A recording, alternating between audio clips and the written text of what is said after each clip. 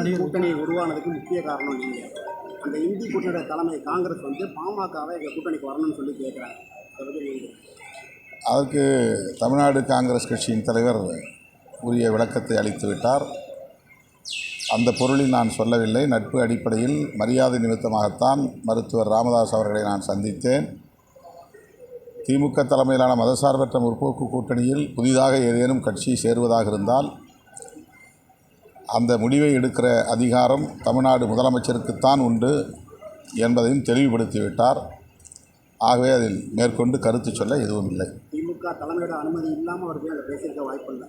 அந்த கருத்தை அவர் சொல்கிறதுக்கான வாய்ப்பு கிடையாது. அப்படி பாமக வரும் பட்சத்தில் உங்களுடைய நிலைப்பாடு என்னவா? இதுதான் மீண்டும் நீங்கள் ஒரு யூகமான கேள்வி தான் சொல்கிறீங்க. திமுக இரண்டாக இருக்கிறது. திமுகவுக்கும் செல்கிற பட்சத்தில் அந்த மாதிரி நிகழ வாய்ப்பே இல்லை.